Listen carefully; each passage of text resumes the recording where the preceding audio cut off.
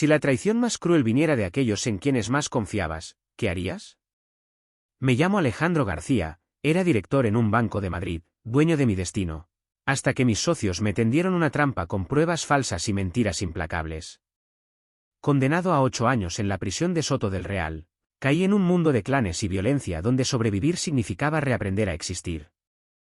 Pero fue allí, entre las sombras de los barrotes, donde conocí a Sergio, un hombre que me tendió la mano. Y cambió mi vida para siempre.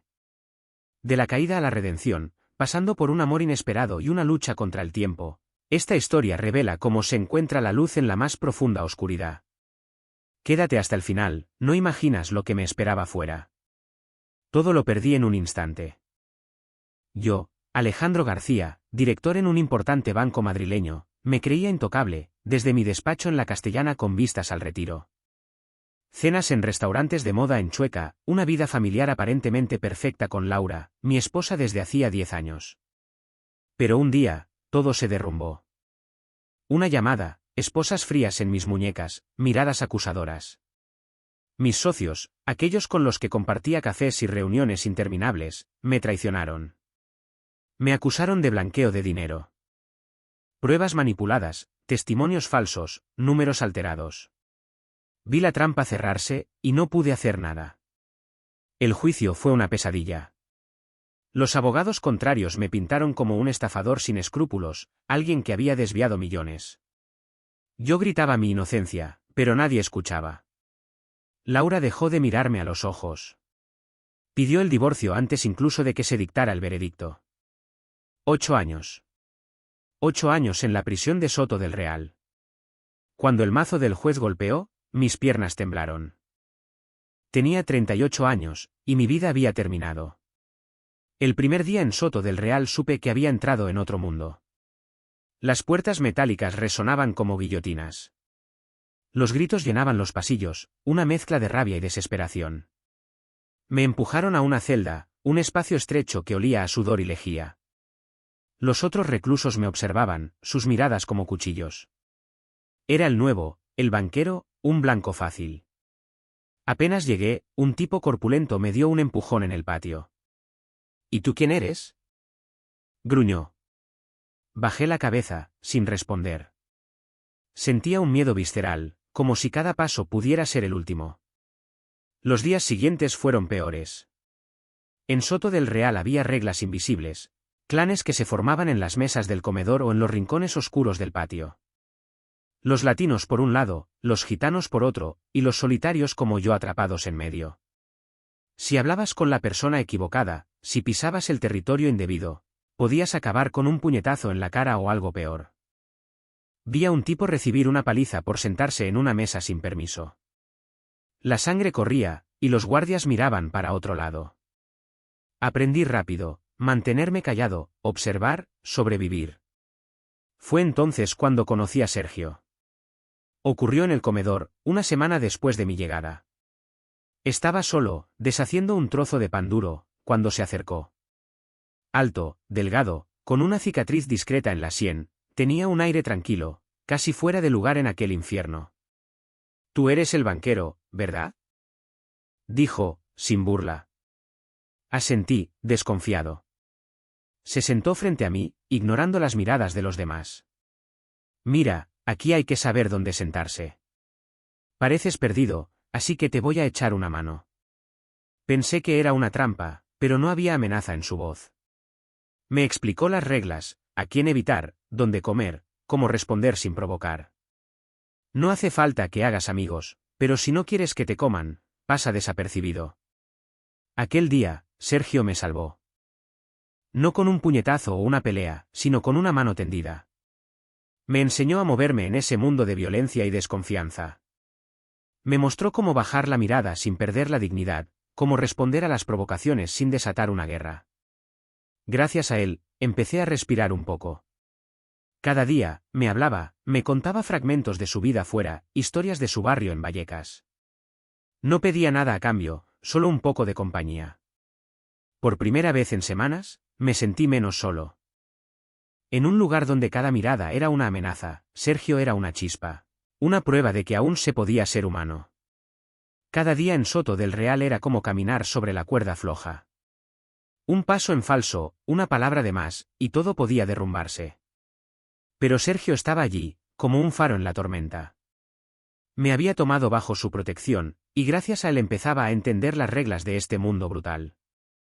Me enseñó dónde sentarme en el comedor para evitar problemas, cómo hablar con los guardias sin provocar su enfado y, sobre todo, cómo identificar a los tipos que buscaban pelea. No hace falta que seas fuerte, Alejandro, me dijo un día. Solo listo. Su voz era tranquila pero firme, como si hubiera visto a demasiados caer. Al principio, seguí sus consejos por puro instinto de supervivencia. Pero poco a poco, algo cambió. Sergio dejó de ser solo un guía. Nuestras charlas, al principio breves y prácticas, se alargaron. Por las noches, cuando las luces de la prisión se apagaban y los pasillos quedaban en silencio, hablábamos a través de los barrotes de nuestras celdas. Su voz, baja para no atraer atención, tenía una calidez que contrastaba con la frialdad de los muros. Hablábamos de todo, nuestras familias, nuestros errores, los sueños que apenas nos atrevíamos a mencionar. Le conté mi vida de antes, las cenas con Laura, los fines de semana en la Sierra de Guadarrama, y cómo todo se había desmoronado. Él escuchaba sin juzgar, asintiendo a veces como si entendiera más de lo que yo decía. Una noche, me habló de su hermana pequeña, Marta. Tenía 16 años cuando un tipo la atacó en un callejón cerca de su casa en Vallecas. Sergio estaba allí por casualidad, volviendo de un trabajo nocturno. No lo pensó. Se lanzó sobre el agresor y lo golpeó para proteger a Marta. Pero el otro denunció, y Sergio, con antecedentes por tonterías de juventud, acabó con 3 años de condena. No me arrepiento de nada, me dijo, con la mirada perdida en un punto invisible. Ella está a salvo, eso es lo que importa. Su valentía, cruda y desinteresada, me impactó. Yo me ahogaba en mis quejas, en mis injusticias, pero él aceptaba su destino sin una palabra de rencor. Esas conversaciones se convirtieron en mi refugio. En un lugar donde cada mirada era una amenaza, donde un grito podía desatar una pelea. Hablar con Sergio me devolvía a mí mismo. Una noche, mientras susurrábamos durante horas, me preguntó qué haría si algún día salía. Dudé. No sé, dije. Tal vez empezar de cero, lejos de Madrid. Él sonrió, una sonrisa rara, casi triste. Todavía tienes sueños, banquero. Eso está bien. Esa palabra, banquero, que usaba sin burla, se convirtió en un vínculo entre nosotros, una broma que no lo era. Pero no todo era fácil. Cuanto más nos acercábamos, más sentía una tensión crecer. No entre nosotros, sino a nuestro alrededor. Los otros reclusos empezaban a notar que pasábamos demasiado tiempo juntos.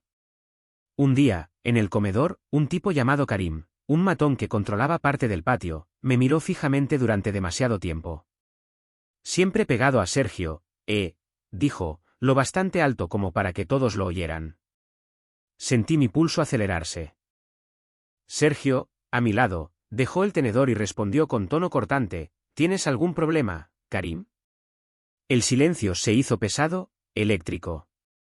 Por un momento, creí que todo estallaría. Pero Karim soltó una risita y se dio la vuelta. Esa noche, Sergio me susurró, ten cuidado, Alejandro. Aquí todo se sabe, todo se paga. A pesar del peligro, no podía alejarme de él. Sus charlas, su calma, su manera de empujarme a resistir, todo eso calaba en mí. Ya no era solo amistad. Era algo más fuerte, más inquietante. Me sorprendía esperando nuestras conversaciones, buscando su voz en la oscuridad. En aquel infierno donde todo parecía querer quebrarme, Sergio se convirtió en mi razón para seguir, una luz que aún no me atrevía a nombrar. Una mañana, un guardia deslizó un sobre bajo la puerta de mi celda. Mi nombre estaba escrito en tinta negra, con una letra que reconocí al instante, la de Laura. El corazón me dio un vuelco. Desde hacía meses, no tenía noticias suyas, solo el silencio tras su petición de divorcio en el juicio. Dudé, con las manos temblando, antes de rasgar el papel. Dentro, una carta breve, fría. Confirmaba el divorcio, pero no era todo. Confesaba haberme engañado durante años con un colega del banco. Decía que quería pasar página, que yo debía hacer lo mismo. Cada palabra era un golpe. Me dejé caer al suelo, con el papel arrugado en las manos, incapaz de respirar. Todo lo que creía sólido, nuestro matrimonio, nuestras promesas, era una mentira. Pasé el día en una niebla. En el comedor, no probé bocado. Los sonidos a mi alrededor, los tenedores chocando, las risas ásperas de los otros reclusos, me parecían lejanos, como si estuviera bajo el agua. Recordaba a Laura, nuestras noches en casa, sus sonrisas que yo tomaba por amor. ¿Cómo había estado tan ciego? La rabia crecía, pero pronto se ahogaba en un dolor más pesado, el de haberlo perdido todo, incluso las ilusiones que me quedaban. En Soto del Real, no había dónde escapar de esos pensamientos. Cada minuto parecía amplificar el vacío dentro de mí. Sergio se dio cuenta enseguida de que algo iba mal. Durante el paseo en el patio, se acercó sin decir nada. Los otros reclusos daban vueltas a nuestro alrededor, algunos con miradas curiosas, otros hostiles. Se sentó a mi lado en un banco de cemento, su hombro rozando el mío. No preguntó qué pasaba, no de inmediato. Solo esperó, su silencio más reconfortante que cualquier palabra. Al final, no pude más. «¿Es Laura?», murmuré. Me engañó. No quiere saber nada de mí. Mi voz temblaba, y odiaba esa debilidad que se escapaba de mí. Sergio asintió despacio. Luego, sin aviso, puso su mano en mi hombro. Un gesto simple, pero cargado, como si absorbiera parte de mi dolor. Ese contacto, firme y cálido, rompió algo en mí. Por primera vez en meses, me sentí visto, realmente visto. Esa noche, todo cambió. Estábamos en el pasillo, cerca de nuestras celdas, después del apagado de luces. Los guardias patrullaban a lo lejos, sus pasos resonando en el silencio. Hablábamos en susurros, como siempre, pero el aire era distinto, cargado de una tensión que ninguno se atrevía a nombrar. Le conté lo de la carta, las palabras de Laura, como me habían destrozado. Él escuchó, como siempre, pero esta vez se acercó más. Nuestros dedos se rozaron a través de los barrotes. No me aparté. Él tampoco. Era como si el mundo alrededor, los muros, los gritos apagados, el miedo constante, se desvaneciera. Nos dejamos llevar, sin pensar, sin calcular. Nuestras manos se apretaron, y sentí un calor subir en mí, algo crudo, verdadero.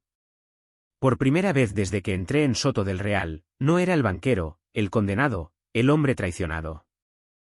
Era solo yo, Alejandro, sin máscaras, sin roles que interpretar. Pero ese momento, por intenso que fuera, traía un peligro. Las miradas de los otros reclusos, ya suspicaces, se volvían más pesadas. Al día siguiente, en el comedor, un tipo del grupo de Karim me empujó al pasar, murmurando algo que no entendí pero que sonaba a amenaza. Sergio lo miró fijamente, dispuesto a responder, pero lo detuve con una mirada. Ambos sabíamos que lo que sentíamos, lo que compartíamos, debía quedar oculto. En Soto del Real, todo lo que se salía de la norma era una debilidad que aprovechar. Sin embargo, pese al miedo, no podía dar marcha atrás.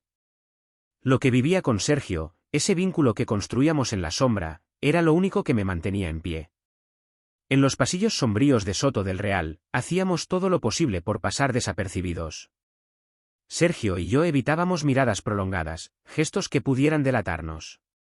Hablábamos siempre de noche, en susurros, cuando los guardias patrullaban menos. Pero no podíamos ocultarlo todo.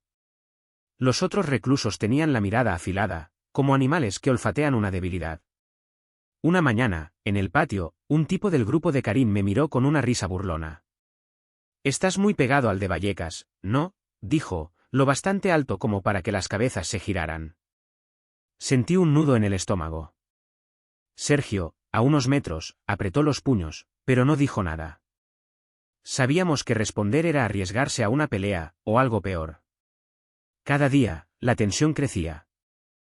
Los murmullos se multiplicaban, las miradas se volvían más pesadas, como si todos esperaran nuestro primer error. Una tarde, un guardia me llamó al locutorio. Mi abogado estaba allí, un hombre de traje gris que olía a colonia cara. Dejó su maletín sobre la mesa y me miró a los ojos. Alejandro, han aceptado tu apelación. Las pruebas contra ti no se sostienen. Sales en una semana. Creí que el corazón se me paraba. La libertad, esa en la que había dejado de creer, estaba al alcance de mi mano. Pero en lugar de alegría, una angustia me aplastó. Salir significaba dejar a Sergio atrás. A él aún le quedaban meses, quizás más. Volví a mi celda con la cabeza hecha un lío, sin saber si era una buena noticia o una condena de otro tipo. Esa noche, se lo conté todo. Estábamos sentados juntos en un rincón del patio, lejos de los demás, donde los guardias no miraban demasiado. Me voy, Sergio. En una semana. Mi voz temblaba, y lo odiaba. Él bajó la cabeza, mirando al suelo, como buscando qué decir. Luego alzó los ojos y sonrió, una sonrisa triste pero decidida. Es tu oportunidad, Alejandro. No la dejes pasar. Quise protestar, decir que podía esperar, que no quería dejarlo. Pero me cortó. Escucha, tienes una vida que retomar fuera. Yo estaré aquí dentro un tiempo, pero saldré. Nos volveremos a encontrar. Sus palabras eran firmes, pero su voz temblaba un poco, como si se esforzara por creerlas. Los días siguientes fueron un infierno. Cada minuto juntos era una cuenta atrás. Intentábamos mantener nuestras costumbres, hablar como antes, pero el peso de la separación estaba ahí, en cada silencio. Los otros reclusos no ayudaban. Una noche, en el comedor, Karim se plantó delante de nuestra mesa. Entonces, banquero, nos abandonas, dijo, con una sonrisa cruel. Sergio se levantó de un salto, dispuesto a enfrentarse. Agarré su brazo, con el corazón a mil. Déjalo, susurré. No vale la pena. Se sentó, pero veía la rabia en sus ojos. Ambos sabíamos que nuestro vínculo, aunque oculto, nos ponía en peligro. La víspera de mi salida, nos encontramos en el pasillo, después del apagado de luces. No hablamos mucho. Las palabras parecían innecesarias. Nos abrazamos en silencio, a pesar del riesgo de que alguien nos viera. Sentí lágrimas correr, las mías, las suyas, no lo sabía. Prométeme que seguirás adelante, me susurró. Prométeme que nos veremos. Asentí, incapaz de hablar. Antes de volver a su celda, deslizó algo en mi mano. Era un pequeño caballo tallado en madera, desgastado por el tiempo, suave al tacto. Es mi talismán, dijo. Guárdalo. Es nuestra promesa. Al día siguiente, cuando crucé las puertas de Soto del Real, el sol me cegó. El aire olía a libertad, pero mi corazón pesaba. El caballo en mi bolsillo era como un juramento. Sergio seguía allí dentro, tras esos muros, y yo estaba fuera, dividido entre el alivio y el vacío que dejaba. La libertad me golpeó como un mazazo. Tras Soto del Real, el mundo exterior parecía demasiado grande, demasiado ruidoso. Las calles de Madrid, que conocía como la palma de mi mano, me mareaban. Llevaba el caballito de madera de Sergio en el bolsillo, y cada vez que lo tocaba, recordaba su promesa. Pero estaba solo, y esa soledad pesaba como una losa. No podía quedarme parado, dejarme llevar. Tenía que darle un sentido a todo esto, por mí, por él. Así que me lancé a una lucha, ayudar a quienes, como yo, habían sido aplastados por errores judiciales. Fundé una asociación, Justicia Recuperada. No era gran cosa, solo una pequeña oficina alquilada con mis últimos ahorros, un ordenador de segunda mano y un puñado de voluntarios. Escribíamos cartas, nos reuníamos con abogados, ayudábamos a familias a entender el sistema. Cada expediente que leía me llevaba de vuelta a mi propia historia, a la injusticia que me arrancó mi vida anterior. Pero este trabajo era mi forma de resistir, de preparar el terreno para el regreso de Sergio. Los días pasaban, y la espera era una prueba. Le escribía cartas, breves, sin decir demasiado para evitar problemas con los guardias. A veces respondía, con palabras sencillas que me mantenían a flote. Aguanta, banquero, escribía, y yo sonreía a pesar de todo. Pero fuera, la vida no era fácil. La gente me miraba distinto, como si llevara tatuada la etiqueta de «es recluso».